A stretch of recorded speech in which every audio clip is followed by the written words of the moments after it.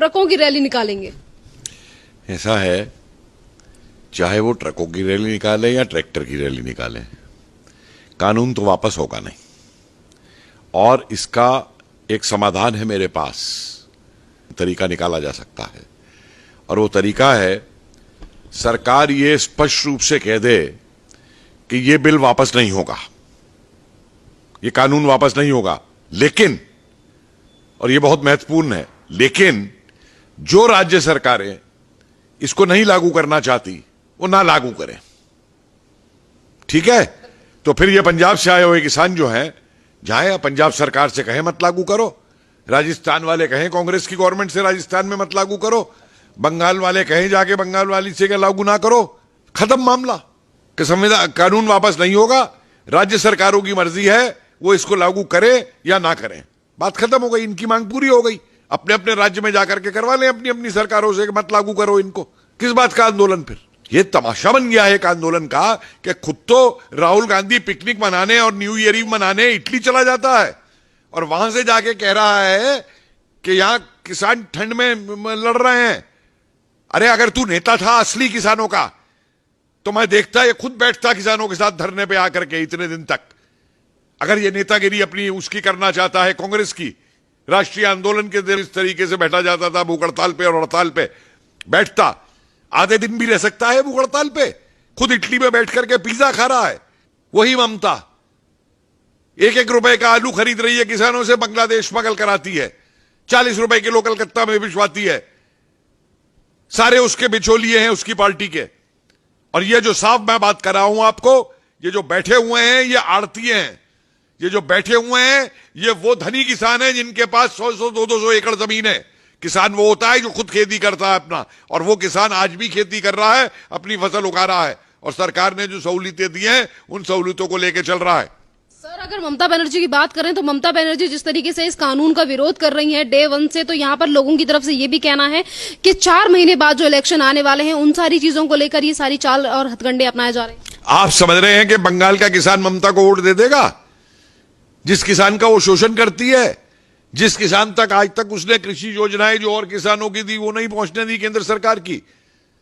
अरे ममता विरोध इसलिए नहीं कर रही है वोट के चक्कर में, ममता विरोध कर रही है क्योंकि अब ये एजेंट बन चुकी है कांग्रेस की, ये एजेंट बन चुकी है उन सारे नक्सलाइट्स और जिहादियों की जो देश के खिलाफ हैं। ये देश की खिलाफत की वजह से विरोध कर रही है, अपनी सत्ता के लिए विरोध कर रही है। ये किसान के कोई पक्ष में नहीं है, ये बिचौलिए खत्म करे जाएं, किसान को उसकी कीमत पूरी मिली जाए, ये चीज ये किसान के खिलाफ है। पर जितनी भी चीजें हैं कृषि कानून में उसको लेकर इतना ज्यादा विरोध क्यों हो रहा है हर सरकार, चाहे राहुल गांधी हो या फिर ममता बनर्जी? देखिए ये विरोध कृषि कानून का है ही नहीं, मैं तो अब बिल्कुल स्पष्ट हूं इसके ऊपर। यह विरोध हो रहा है एक्सपेरिमेंट ग्राउंड बना के कि सरकार अगर इसे वापस ले लेती है तो कल को हम सीएए के खिलाफ करेंगे, कल को हम ट्रिपल तलाक के खिलाफ करेंगे, वापस लो, कल को हम 370 के खिलाफ करेंगे। दुनिया मूर्ख नहीं है, ये देश बेवकूफ नहीं है जो इस चाल को नहीं समझ रहा है नक्सलाइट्स की और पीएफआई की और आईएसआई एजेंट्स की और खालिस्तानी एजेंट्स की। कहां से तंबू लग रहे हैं ये, कहां से ये काजू किशमिश आ रही हैं, ये कहां से ब्यूटी पार्लर आ रहे हैं? ये किसान होता है, किसाने से लड़ता है। ये सारे धनी लोग हैं, मंझले किसान और गरीब किसान की तो इन्हें चिंता तक नहीं है। उसकी फसल को, जो मैंने बार बार कहा है, उसकी फसल को तो ये मंडी तक पहुंचने नहीं देते हैं। तो सीधा काम सरकार करे कि कहे कानून हम वापस नहीं लेंगे, जिस राज्य को लागू नहीं करना है वो राज्य इसको ना लागू करे, और अगर राज्यों में लागू नहीं करवाना है तो ये जाके किसान अपनी राज्य सरकार से बात करे। हमने खुली छूट दे दी है राज्यों को कि लागू करें या ना करें। ममता बनर्जी की बात करें तो पश्चिम बंगाल में तमाम समस्या है, उनको लेकर ममता बनर्जी कभी भी बात नहीं करते कि किस तरीके से बीजेपी के कार्यकर्ताओं को दिन दहाड़े मार दिया जाता है और वहीं पर बीजेपी की रैली में जूते तक चलाए जाते हैं। उसको लेकर ममता बनर्जी कुछ नहीं कहती। अगर बात रही कृषि कानून की तो उसको लेकर ये कहती है कि हम उसे लागू तक नहीं होने देंगे, यहाँ पे आने नहीं देंगे। आप बताइए, ये वो है जो कहती थी मैं सीबीआई को ऑपरेट नहीं करने दूंगी बंगाल के अंदर। उस समय ये क्या बोली थी जब वो बंगाल का मौलवी कह रहा था कि मोदी जी की दाढ़ी लेके आओ और मैं 10 लाख रुपए इनाम दूंगा? तब कहां गई थी ये ममता? इसके लिए कोई कुछ बोल दे तो इसको आग लग जाती है, कोई ट्विटर पे लिख दे या फेसबुक पे लिख दे तो उसको गिरफ्तार करवा लेती है। तो जिहादिन बन गई है पूरी की पूरी। सर जितनी भी तरीके की चीजें टीएमसी के कार्यकर्ता या फिर ममता बनर्जी की तरफ से की जा रही हैं, तो आपको क्या लगता है कि 4 महीने बाद जो इलेक्शन होने वाले हैं, इन सारी चीजों का रिजल्ट देखने को मिलेगा दीदी को? क्योंकि दीदी तो अभी किसानों की अन्नदाता बनी हुई है, अन्नदाताओं की भगवान बनी हुई है, जिस तरीके से वो बात कर रही हैं।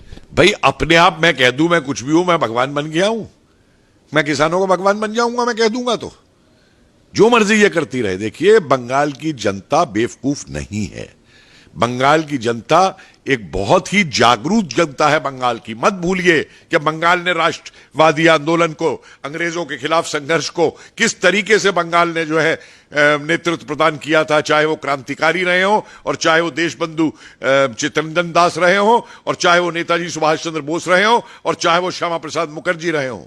किस तरीके से इन लोगों ने बंगाल को बचाया था और बंगाल के लिए कुर्बानियां दी थी। बंगाल की जनता बेवकूफ नहीं है और ना ये बंगाल की जनता अब नक्सलाइटों और लेफ्टिस्टों के कहने पे चलेगी और ना राष्ट्र विरोधी तत्वों के ऊपर चलेगी, ना उनके ऊपर चलेगी जो बांग्लादेश से घुसा घुसा करके यहां पे लोगों को यहां की नागरिकता दिलवा रहे हैं। सर अगर विपक्ष की बात करें तो जितनी भी विपक्षी पार्टियां हैं या फिर यानी कि जितनी भी राजनीतिक दल हैं, चाहे फिर वो केजरीवाल हो या फिर तमाम अन्य नेता हो, आखिरकार ये इस तरीके की बातें क्यों कर रहे हैं? और यहाँ पर किसानों की अगर हम बात करें, जो आंदोलन चल रहा है उसमें मीटिंग हो रही है, बार बार पीएम नरेंद्र मोदी समझाने की कोशिश कर रहे हैं, पर उसके बावजूद भी किसानों की तरफ से जो आंदोलन हो रहा है उसमें से कुछ लोग निकलकर सामने आ रहे हैं और ये कह रहे हैं कि हम किसानों के नेता हैं और वो डेटे भी बता रहे हैं कि हम तब तक आंदोलन करेंगे।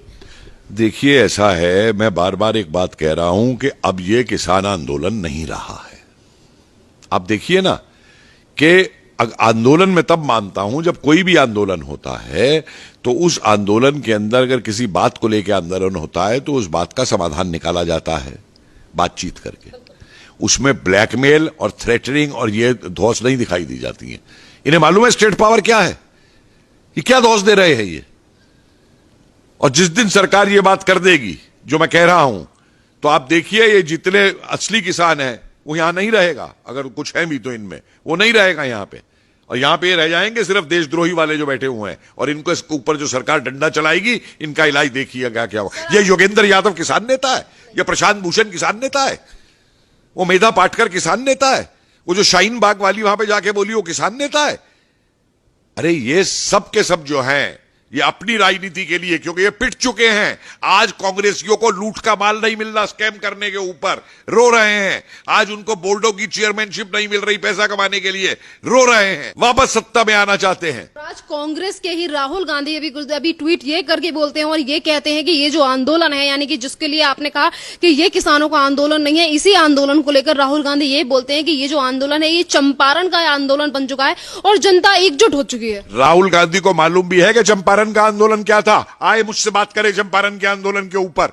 इसको मालूम है बाबा रामचंद्र का अवध का आंदोलन क्या था, जहां से नेहरू ने राजनीति शुरू की थी। इसको मालूम है मोतीलाल तेजावत का आंदोलन क्या था उदयपुर के अंदर। इसको मालूम है सीताराम राजू का आंदोलन क्या था आंध्रा के अंदर। इसको मालूम है स्वामी स्वजानंद सरस्वती का आंदोलन क्या था, किसान का आंदोलन।